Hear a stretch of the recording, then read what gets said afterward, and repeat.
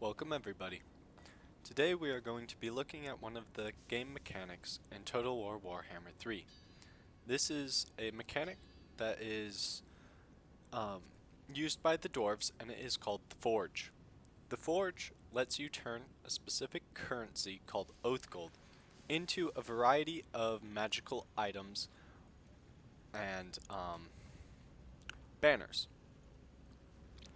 So there's a couple of things that you need to go over to make sure that you understand what the Forge is and what items you should be getting and what items aren't really great.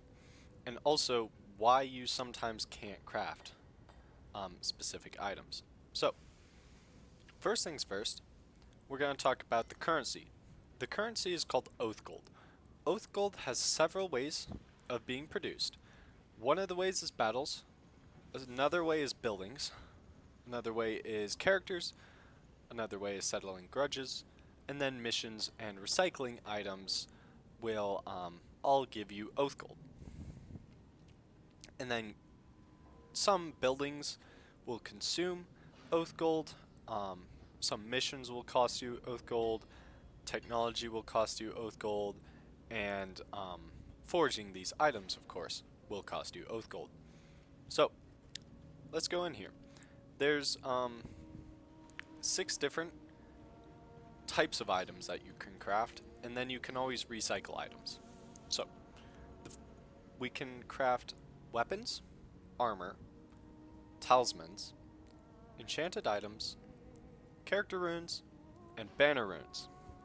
These last two, the runes, are kind of new to most players because it's specifically dwarves only that have these two types of items. The rest, weapons, armor, talismans, and enchanted items can be used by all factions. However, they don't have this crafting ability. So, first things first. That Oath Gold, you need a certain amount of it to craft an item. And the main building for getting Oath Gold is a trading depot. So, at tier 1, it'll generate you 10 Oath Gold every turn, with a small amount of income as well. It does prevent you from building a trinket maker, and vice versa, but that's alright because it will give you Oath Gold. And then for every tier it goes up, it'll give you another 10 Oath Gold. So basically 10 times whatever tier it's at. So at tier 5 it will produce you 50 Oath Gold per turn. Some things in the deeps will give you Oath Gold. I believe there are a couple of unique locations that will give you Oath Gold production, and pretty sure that's about it for the production of Oath Gold from buildings. So it's a good idea to build a couple of those buildings, because Oath Gold is pretty important both in the Forge and in the tech tree. So if we look back into the Forge, uncommon items will just take Oath Gold, and they'll start at 200 Oath Gold for a couple of different types of magical items that you can make.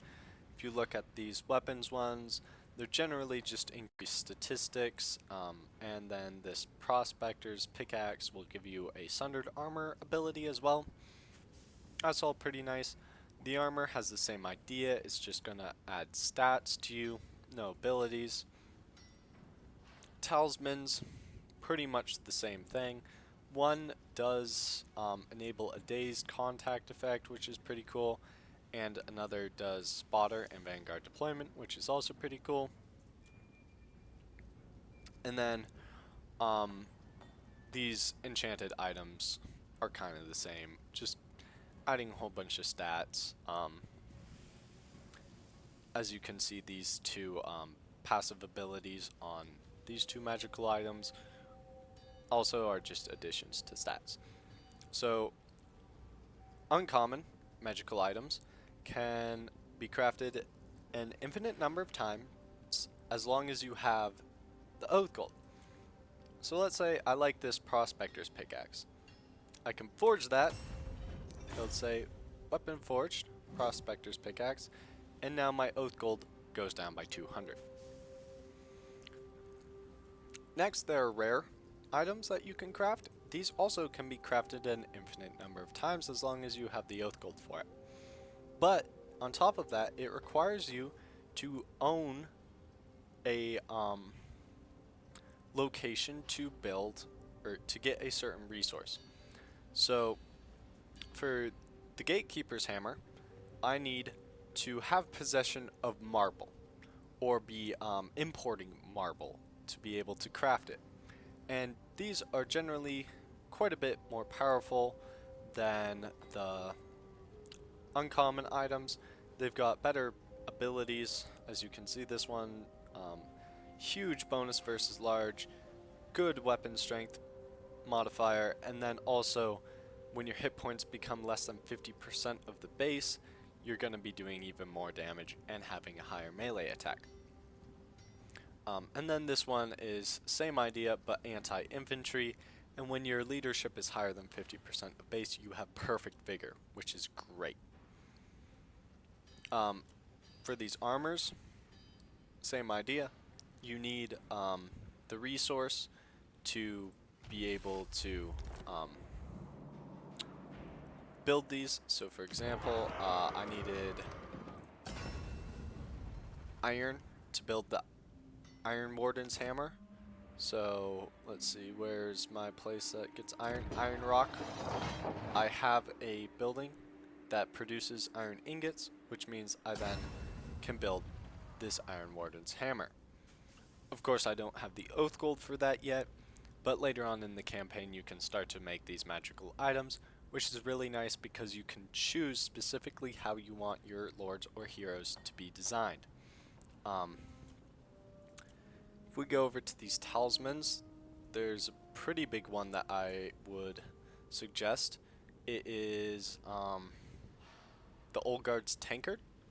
It's pretty powerful for things like Master Engineers who are generally out of melee.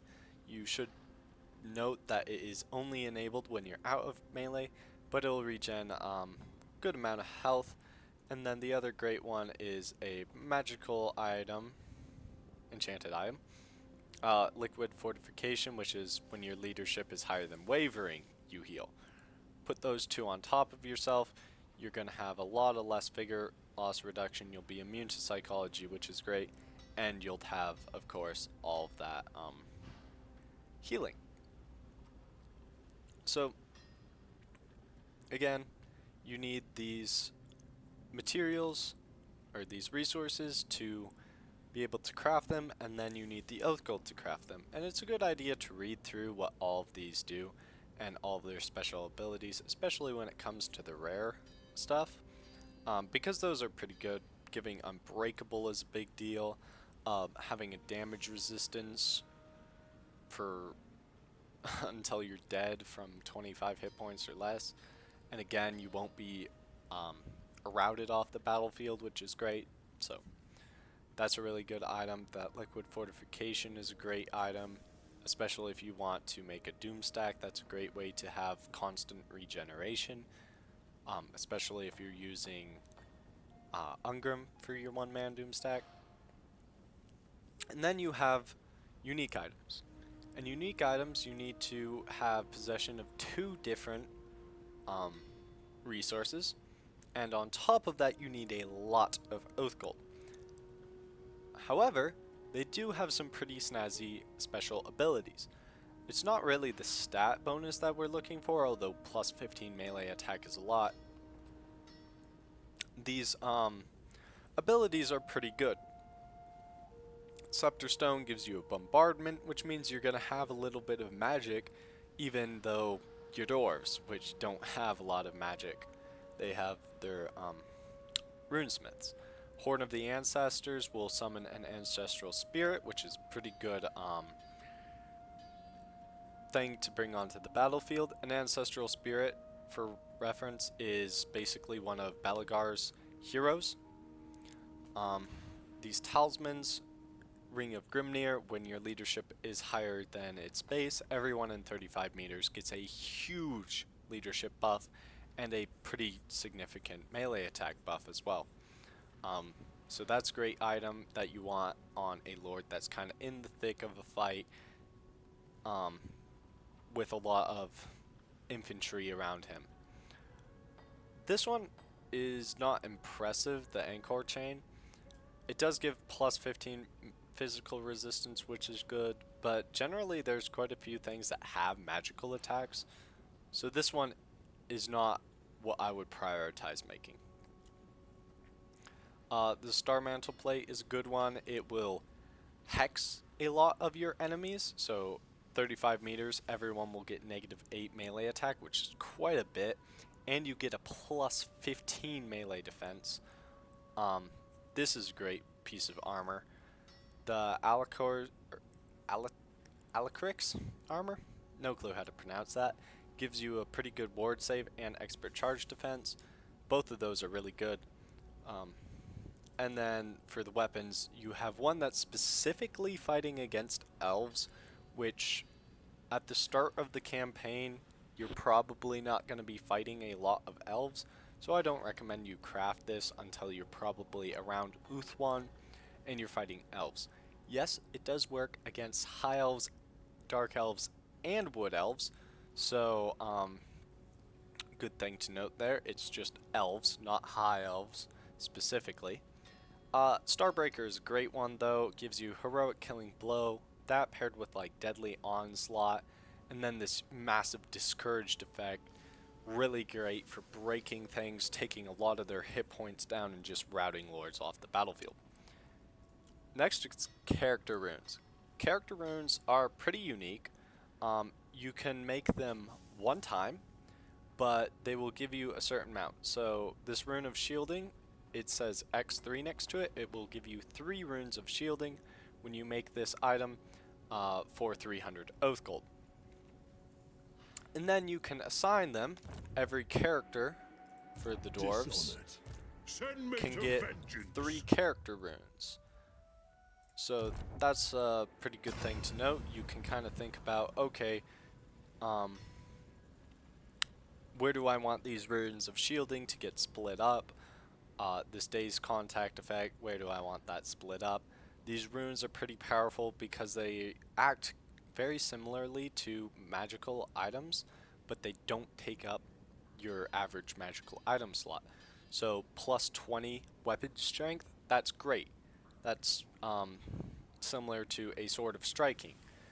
But it doesn't take up your weapon slot, so you can add a Prospector's Pickaxe or something and get plus 80 armor piercing damage and armor sundering attacks. Those two together make a really good combo. On top of this, there's a couple of unique ones. You'll see down here that it turns into you only get one of these, and they're much more expensive, but they will give you better things. So this one gives you plus 50 armor and plus 10 physical resistance. That's pretty great. This one gives you plus 25% speed, so probably put that on a Demon Slayer. Plus 12 melee defense, that's great. Plus 30 weapon strength and plus 10 armor piercing damage, that's great. Turning base weapon damage into armor piercing damage, that's great. I'll have a video explaining why that's great later, telling what's the difference between base weapon damage and armor piercing weapon damage and how all of that stuff works. This one is great for one-man doom stacks because a lot of enemies will crowd around you. It gives you a direct damage effect within 35 meters of you. It's not a massive amount of direct damage, but throughout a battle it can rack up a lot of damage. And then these last two are plus 25 melee attack, that's always great, and Master Rune of Flight, which gives you a couple of magic missiles, which are pretty good, and they are armor piercing. Then there are banners. Banners are ancillaries, and you get quite a few slots for that. As you can see, I've only used one for Thorgrim. so far. I could put another one or another 2 on him. But these ankylaries are pretty good because they are banners, and banners you can assign to your units, which means that they're gonna be a lot more powerful. Rune of Penetration, that's great. The ones that I would recommend you make is the Flaxland's Rune of Seeking, which is bonus versus large projectiles, but they also home in on targets. So similarly to how a Hell Cannon or a Doomdiver Catapult works, where their missiles will track their targets, this will do the same thing, which is pretty good, because you'll be hitting a lot more often, which means you'll be doing a lot more damage. They are specifically assigned to certain units, so I would recommend you look at what certain units they're assigned to. Most are just assigned to non-character units, but a couple are assigned specifically to either artillery that are non-grudge settlers. There might be one that's assigned to a Slayer, I forget, but there's quite a few interesting effects here.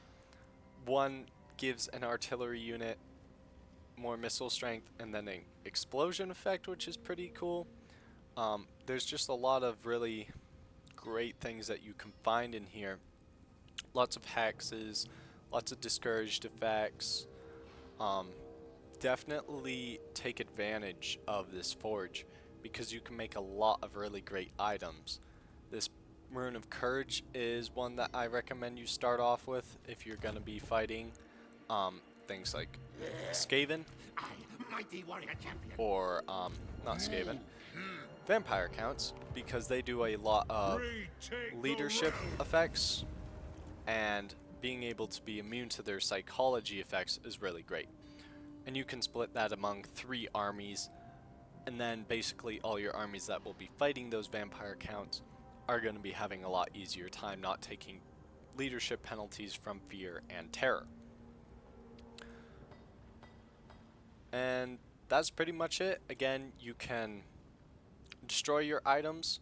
So if I didn't like the Gambler's armor, I could recycle this, and then I'd have another 130 oath gold to immediately use to make, let's say, a Gatekeeper's hammer or something. Or let's say I didn't like that Prospector's pickaxe, I could do the same thing and then make like the Gatekeeper's helm. Make use of this, guys, because it's very powerful. You get a lot of really nice items, especially these character runes and banner runes. Those are great, and then you can also pick what you want your like lords to be, and you can mass produce these items and have them on all of your lords. For example, that Iron Warden's tankard, if you put that on like every single one of your lords, especially if they're Demon Slayer lords, that'd be great, because then they're gonna be healing until they die. And of course, figure loss reduction is always great. That's it for this one, guys.